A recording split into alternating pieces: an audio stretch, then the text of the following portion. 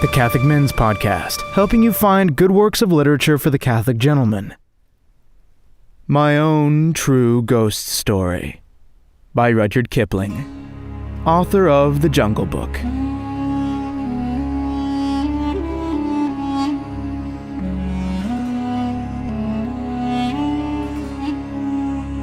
As I came through the desert, thus it was, as I came through the desert, from the city of dreadful night.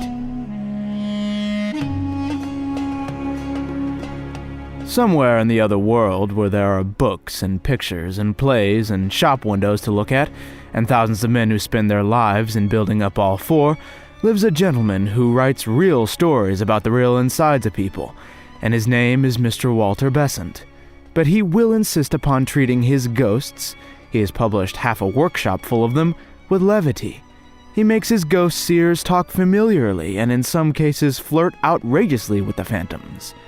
You may treat anything from a viceroy to a vernacular paper with levity, but you must behave reverently toward a ghost, and particularly an Indian one. There are in this land ghosts who take the form of fat, cold, pobby corpses, and hide in trees near the roadside till a traveler passes. Then they drop upon his neck and remain. There are also terrible ghosts of women who have died in childbed. These wander along the pathways at dusk, or hide in the crops near a village and call seductively. But to answer their call is death in this world and the next. Their feet are turned backward that all sober men may recognize them. There are ghosts of little children who have been thrown into wells. These haunt well curbs in the fringes of jungles, and wail under the stars, or catch women by the wrist and beg to be taken up and carried. These and the corpse ghosts, however, are only vernacular articles and do not attack sahibs. No native ghost has yet been authentically reported to have frightened an Englishman, but many English ghosts have scared the life out of both white and black. In dak bungalows, ghosts are most likely to be found, and when found, they should be made a note of. Not long ago it was my business to live in dak bungalows. I never inhabited the same house for 3 nights running, and grew to be learned of the breed. I lived in second-hand palaces where the wind blew through open-work marble tracery just as uncomfortably as through a broken pane. I lived in dak bungalows where the last entry in the visitor's book was 15 months old, and where they slashed off the curry kid's head with a sword. It was my good luck to meet all sorts of men, from sober traveling missionaries and deserters flying from British regiments, to drunken loafers who threw whiskey bottles at all who passed. Seeing that a fair proportion of the tragedy of our lives out here acted itself in dak bungalows, I wondered that I had met no ghosts. A ghost that would voluntarily hang about a dak bungalow would be mad, of course, but so many men have died mad in dak bungalows that there must be a fair percentage of lunatic ghosts. In due time I found my ghost, or ghosts rather, for there were 2 of them. Up till that hour I had sympathized with Mr. Besant's method of handling them, as shown in The Strange Case of Mr. Lucraft and other stories. But I am now in the opposition. We will call the bungalow Katmal Dak Bungalow, but that was the smallest part of the horror. A man with a sensitive hide has no right to sleep in dak bungalows. He should marry. Katmal Dak Bungalow was old and rotten and unrepaired. The floor was of worn brick, the walls were filthy, and the windows were nearly black with grime. It stood on a bypath largely used by the native sub-deputy assistants of all kinds, from finance to forests, but real sahibs were rare. The khanzama, or proprietor, who was nearly bent double with old age, said so.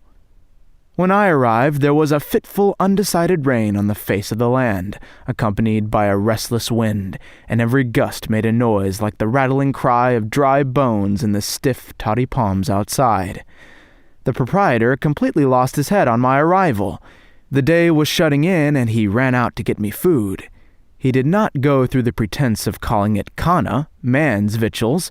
He said ratib, and that means, among other things, grub, dog's rations. There was no insult in his choice of the term. He had forgotten the other word, I suppose. While he was cutting up the dead bodies of animals, I settled myself down after exploring the dak bungalow. There were 3 rooms beside my own, which was a corner kennel, each giving into the other through dingy white doors fastened with long iron bars. The bungalow was a very solid one, but the partition walls of the rooms were almost jerry-built in their flimsiness. Every step or bang of a trunk echoed from my room down to the other 3, and every footfall came back tremulously from the far walls. For this reason I shut the door. There were no lamps, only candles and long glass shades. An oil wick was set in the bathroom. For bleak, unadulterated misery, that dock bungalow was the worst of the many that I had ever set foot in. There was no fireplace, and the windows wouldn't open, so a brazier of charcoal would have been useless. The rain and the wind splashed and gurgled and moaned round the house, and the toddy palms rattled and roared. 6 jackals went through the compound singing, and a hyena stood afar off and mocked them. A hyena would convince a Sadducee of the resurrection of the dead. Yes, the worst sort of dead, too. Then came the ratib, a curious meal, half native and half English in composition, with the old proprietor babbling behind my chair about every dead and gone English person, and the wind-blown candles playing shadow bo peep with the bed and the mosquito curtains. It was just the sort of dinner and evening to make a man think of every single one of his past sins. Sleep, for several hundred reasons, was not easy. The lamp in the bathroom threw the most absurd shadows into the room, and the wind was beginning to talk nonsense. Just when the reasons were drowsy with blood-sucking, I heard the regular "let's take and heave him over" grunt of dooley bearers in the compound. I looked up the word dooley, and it's a litter, so apparently Indians would be carried around by their servants on litters. First one dooley came in, then a second, and then a third. I heard the doolies dumped on the ground, and the shutter in front of my door shook. "That's someone trying to come in," I said, but no one spoke, and I persuaded myself that it was the gusty wind. The shutter of the room next to mine was attacked, flung back, and the inner door opened. "That's just some sub-deputy assistant," I said, "and he has brought his friends with him. Now they'll talk and spit and smoke for an hour." But there were no voices and no footsteps. No one was putting his luggage into the next room. The door shut, and I thanked Providence that I was to be left in peace. But I was curious to know where the doolies had gone. I got out of bed and looked into the darkness. There was never a sign of a dooley. Just as I was getting into bed again, I heard in the next room the sound that no man in his senses can possibly mistake. The whir of a billiard ball down the length of the slates when the striker is stringing for a break. No other sound is like it. A minute afterwards there was another whir, and I got into bed. I was not frightened. Indeed I wasn't. I was very curious to know what had become of the doolies. I jumped into bed for that reason. Next minute I heard the double click of a pool cue, and my hair sat up. It's a mistake to say that hair stands up. The skin of the head tightens and you can feel a faint, prickly bristling all over the scalp. That's the hair sitting up. There was a whir and a click, and both sounds could only have been made by one thing, a billiard ball. I argued the matter out at great length with myself, and the more I argued, the less probable it seemed that one bed, one table, and 2 chairs, all the furniture of the room next to mine, could so exactly duplicate the sounds of a game of billiards. After another billiard shot, a 3-cushion one to judge by the whir, I argued no more. I had found my ghost, and would have given worlds to have escaped from that dock bungalow. I listened, and with each listen the game grew clearer. There was whir on whir and click on click. Sometimes there was a double click and a whir and another click. Beyond any sort of doubt, people were playing billiards in the next room, and the next room wasn't big enough to hold a billiard table. Between the pauses of the wind, I heard the game go forward, stroke after stroke. I tried to believe that I could not hear voices, but that attempt was a failure. Do you know what fear is? Not ordinary fear of insult, injury, or death, but abject, quivering dread of something that you cannot see. Fear that dries the inside of the mouth and half of the throat. Fear that makes you sweat on the palms of the hands and gulp in order to keep the uvula at work. This is a fine fear, a great cowardice, and must be felt to be appreciated. The very improbability of billiards in a dock bungalow proved the reality of the thing. No man, drunk or sober, could imagine a game at billiards or invent the splitting crack of a screw cannon. A severe course of dock bungalows has this disadvantage. It breeds infinite credulity. If a man said to a confirmed dock bungalow haunter, "There's a corpse in the next room, and there's a mad girl in the next but one, and the woman and man on that camel have just eloped from a place 60 miles away," the hearer would not disbelieve, because he would know that nothing is too wild, grotesque, or horrible to happen in a dock bungalow. This credulity, unfortunately, extends to ghosts. A rational person fresh from his own house would have turned on his side and slept. I did not. So surely as I was given up as a bad carcass by the scores of things in the bed because the bulk of my blood was in my heart, so surely did I hear every stroke of a long game at billiards played in the echoing room beyond the iron-barred door. My dominant fear was that the players might want a marker. It was an absurd fear, because creatures who could play in the dark would be above such superfluities. I only know that it was my terror, and it was real.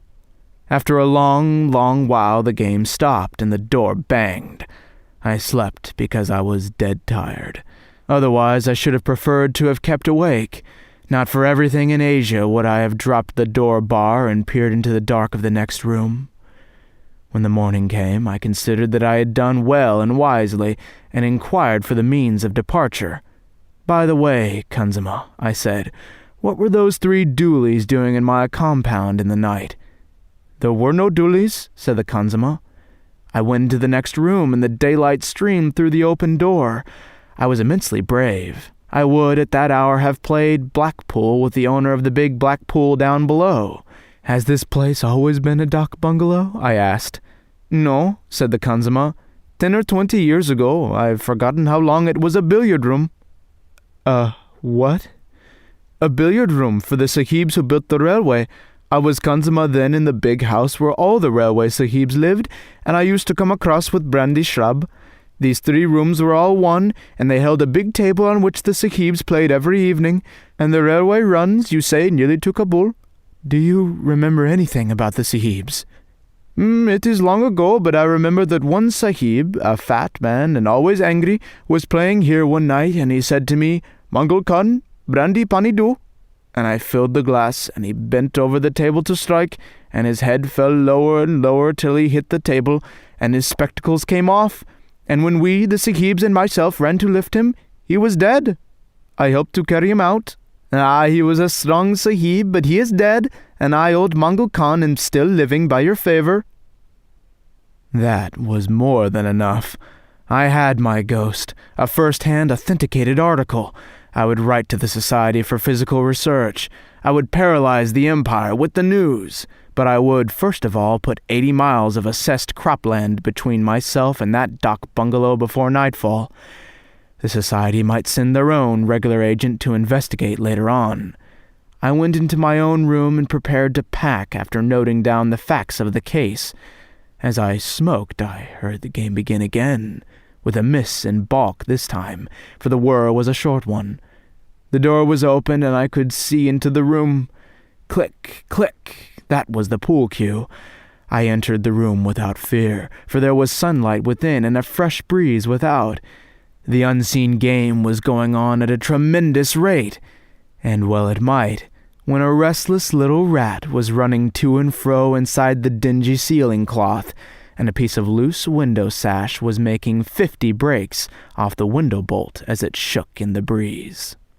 Impossible to mistake the sound of billiard balls. Impossible to mistake the whir of a ball over the slate. But I was to be excused. Even when I shut my enlightened eyes, the sound was marvelously like that of a fast game. Entered angrily the faithful partner of my sorrows, Kadir Baksh. "This bungalow is very bad and low caste. No wonder the presence was disturbed and is speckled. 3 sets of dooli bearers came to the bungalow late last night when I was sleeping outside, and said that it was their custom to rest in the rooms set apart for the English people. What honor has the Khansamah? They tried to enter, but I told them to go. No wonder if these Urias have been there, that the presence is sorely spotted. It is shame, and the work of a dirty man." Kadir Baksh did not say that he had taken from each gang 2 annas for rent in advance, and then beyond my earshot had beaten them with the big green umbrella whose use I could never before divine. But Kadir Baksh has no notions of morality. I did not go away as soon as I intended. I stayed for the night, while the wind and the rat and the sash and the window bolt played a ding-dong 150 up. Then the wind ran out and the billiards stopped, and I felt that I had ruined my own genuine, hallmarked ghost story.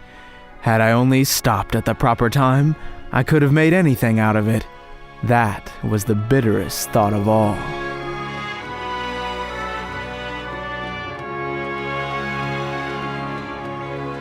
End of My Own True Ghost Story by Rudyard Kipling. Thank you so much for listening, and I wish you fair winds and following seas. Godspeed.